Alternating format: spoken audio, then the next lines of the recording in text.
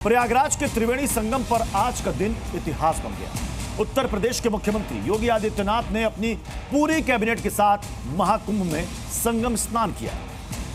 इससे पहले संगम की रेती पर योगी कैबिनेट की मीटिंग भी हुई, जिसमें उत्तर प्रदेश के विकास के कई बड़े और अहम फैसले लिए गए। उसके बाद गेरुआ कपड़ों में सीएम योगी आदित्यनाथ ने अपने मंत्रियों के साथ संगम में डुबकी लगाई।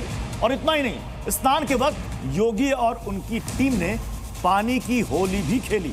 और योगी का ये कदम आस्था और विकास के संगम के प्रतीक के तौर पर नजर आया। और इसके साथ साथ दिल्ली के रण में उतरने से पहले बीजेपी की जीत का बिगुल भी है। इस पर सियासी घमासान भी छिड़ चुका है। विरोधी दल इसे राजनीति करार दे रहे हैं। महाकुंभ मेला और संगम का पवित्र जल आज अलग ही तस्वीरें बयां कर रहा था। उत्तर प्रदेश के मुख्यमंत्री योगी आदित्यनाथ और उनकी पूरी टीम ने संगम में डुबकी लगाकर इतिहास रच दिया। यह धार्मिक अनुष्ठान के साथ साथ योगी आदित्यनाथ का एक सशक्त संदेश था कि जनता के प्रति समर्पण हो तो धर्म, आस्था और विकास साथ साथ चल सकते हैं।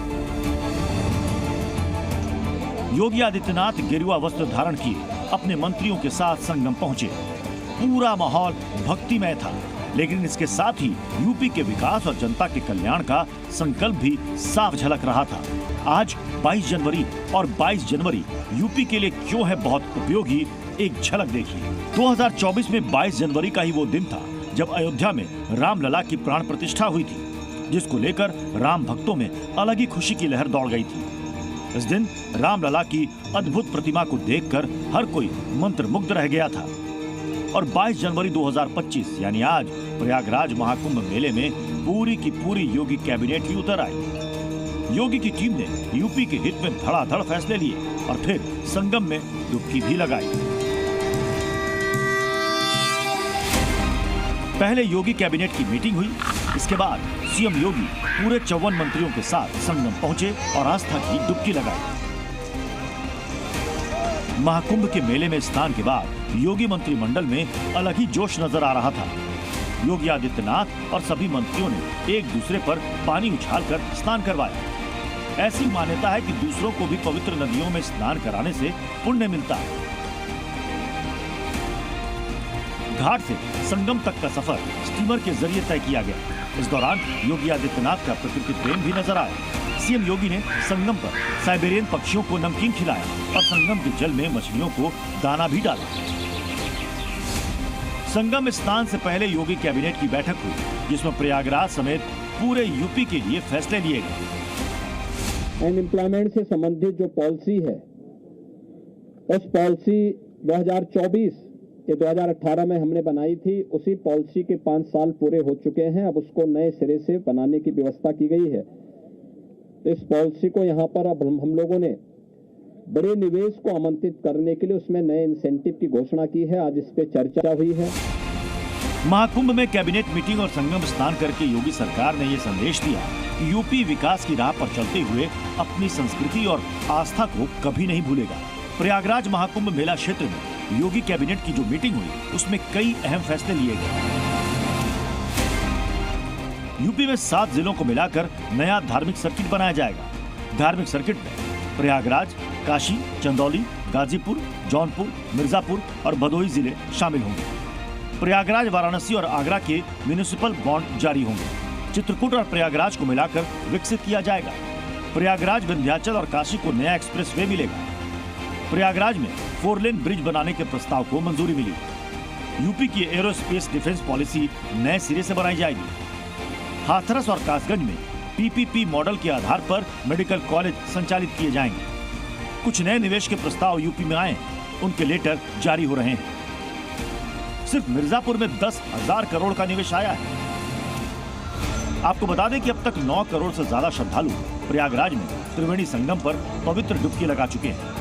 योगी ने आज का दिन ही स्नान के लिए क्यों चुना, इसके पीछे भी एक बड़ी वजह है। जिस वक्त योगी ने स्नान किया, उस वक्त विजय मुहूर्त था। अब विजय मुहूर्त क्या है, उसे जानिए। दरअसल ऐसी मान्यता है कि विजय मुहूर्त में स्नान से शुभ परिणाम मिलता है। महाभारत में विजय मुहूर्त का उल्लेख है। इसी मुहूर्त में अर्जुन को गांडीव मिला था। रावण के खिलाफ राम ने इसी मुहूर्त में युद्ध शुरू किया था। हर काम में विजय मिलने की मान्यता है। में जो निवेश प्रदेश में हुआ है, उस निवेश के अंतर्गत इंसेंटिव वितरण करने की व्यवस्था और उसको उतनी प्रतिपूर्ति शासन यूपी सीडा को कर रहा है और सीडा ने यूपी सीडा उसके माध्यम से करेगा। कुछ नए निवेश के प्रस्ताव यहां पर आए हैं। महाकुंभ में योगी सरकार की मीटिंग और संगम स्नान से सियासत भी बेचैन हो उठी। अखिलेश यादव ने सवाल उठा दिए कि महाकुंभ में बैठक करना राजनीतिक है। कुंभ और प्रयागराज वो स्थान नहीं है जहां पर राजनीति और राजनीतिक कार्यक्रम और फैसले लिए जाएं। विरोधियों को भले ही योगी का ये कदम पॉलिटिकल लग रहा है, लेकिन इसके पीछे एक खास वजह और है, और वो ये कि कल से योगी दिल्ली के रण में उतरने वाले हैं और उससे पहले उन्होंने शुभ संयोग में स्नान करके आशीर्वाद दिया और बीजेपी की जीत का बीड़ा उठाया है। प्रयागराज से प्रीति श्रीवास्तव के साथ ब्यूरो रिपोर्ट, जी मीडिया। सीएम योगी आदित्यनाथ ने महाकुंभ में हुई कैबिनेट मीटिंग में कई महत्वपूर्ण प्रस्तावों को मंजूरी दी।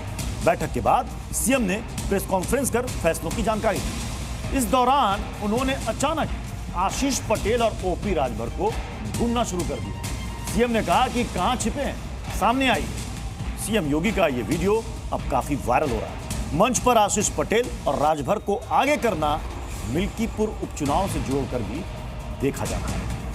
मैं आप सबका एक बार फिर से अपने मंत्री परिषद के सभी साथियों की ओर से हृदय से स्वागत करता हूं, अभिनंदन करता हूं। कहाँ गए भाई राजभर जी और ये कहाँ गए अपने आशीष पटेल जी, निषाद राज कहाँ हैं लोग?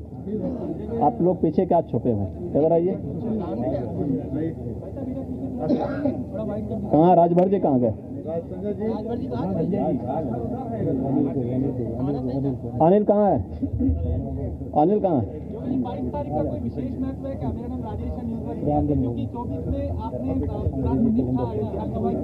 हाँ, तो इसीलिए तो यहाँ पे ये प्रभु की ही कृपा है। प्रभु आज ही के दिन 500 वर्षों के बाद अयोध्या में विराजमान हुए थे और आज पहली बार उत्तर प्रदेश का पूरा मंत्री परिषद आज यहाँ पर आया है। और मुझे लगता है कि अगले कुंभ की क्या स्थिति होती है, लेकिन उसका इंफ्रास्ट्रक्चर उत्तर प्रदेश का ये मंत्री परिषद आदरणीय प्रधानमंत्री जी की प्रेरणा से यहां पर प्रयागराज की धरती पर प्रस्तुत कर रहा है।